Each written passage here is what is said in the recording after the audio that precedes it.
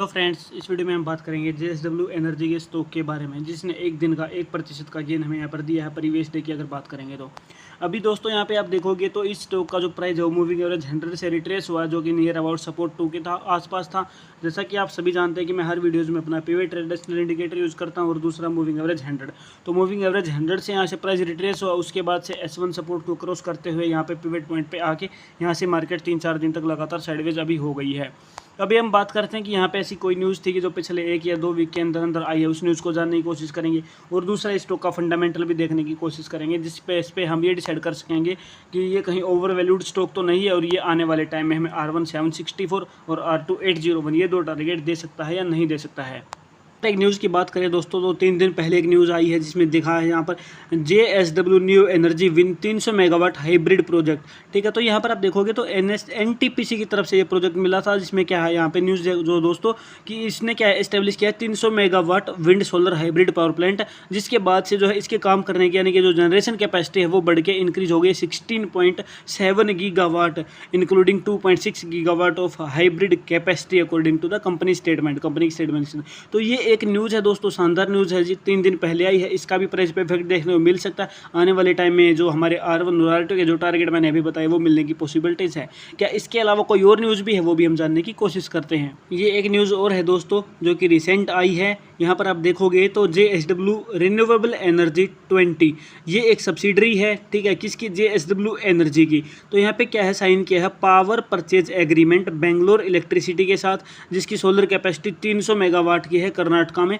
और यहाँ पे आप देखोगे तो पीपीए साइन हुआ है 2044 तक का, यानी कि बहुत ही बड़ा लंबा टारगेट प्रोजेक्ट है यहाँ तक की है, ठीक है। और जो कि प्लान रहेगा इलेक्ट्रिसिटी सप्लाई का रेट रहेगा 2.89 रुपीज़ पर किलोवाट का पर, ठीक है।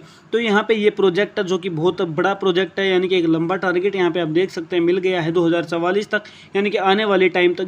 इतना तो आप समझ ही सकते हैं कि 2044 तक तो कंपनी का कुछ होने वाला नहीं है, इतना बड़ा प्रोजेक्ट है, यानी कि इसके पास काम तो बहुत लंबा टाइम तक आ चुका है, ठीक है। तो ये एक बहुत ही बड़ी शानदार न्यूज़ है, इसका भी प्राइस के ऊपर इफेक्ट देखने को मिल सकता है। अब दोस्तों अगर फंडामेंटली ये बात करें तो एक्सपर्ट्स की रेटिंग देखेंगे तो यहाँ पे सेल की एक्सपर्ट रेटिंग दे रहे हैं, सेल की 50 की।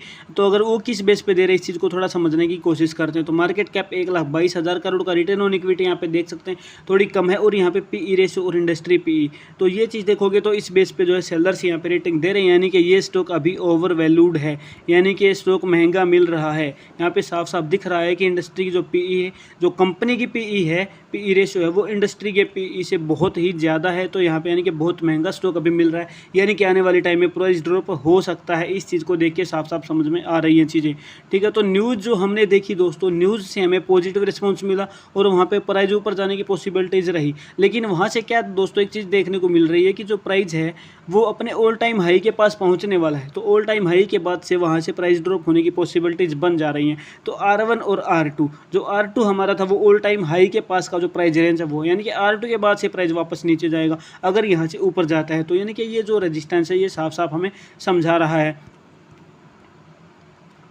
अगर फाइनेंशियल डाटा की बात करें, यानी कि Q1 के रिजल्ट की बात करेंगे ईयर टू ईयर बेस पे, तो यहाँ पे आप देखोगे तो यहाँ पे जो जून 2024 का है वो 3,043 करोड़ का, यहाँ पे 3,013 करोड़ का था। तो यानी कि जून 2024 में थोड़ा सा बड़ा है रेवेन्यू, और प्रॉफिट भी बड़ा है, और नेटवर्थ भी बड़ी है, यानी कि तीनों चीज़ों में गेन है। यहाँ पे पॉजिटिव रिस्पॉन्स है, लेकिन स्टॉक ओवर वैल्यूड है। ओवर वैल्यूड स्टॉक से हमेशा बच के रहना चाहिए, उस पर थोड़ा संभल के रहना चाहिए। अगर आप एंट्री करते हो तो स्टॉप लॉस के साथ उसमें जाना एकदम सही समझ का काम होता है। तो मुझे उम्मीद है वीडियो आपको पसंद आई है, न्यूज़ आपको पता चल गई है, फंडामेंटल आपको पता चल गई है, स्टॉक के बारे में पता लग गया, ओवर वैल्यूड है, टेक्निकल आपको पता चल गया, सपोर्ट क्या है और रेजिस्टेंस क्या है। तो मेरे हिसाब से तो मैक्सिमम डाटा हमने इस वीडियो में कवर कर लिया है। अब आपको सिर्फ इस चैनल को सब्सक्राइब करना बचा है और वीडियोज़ को लाइक करना बचा है, तो ये दोनों कर दीजिए। तब तक के लिए थैंक यू वेरी मच।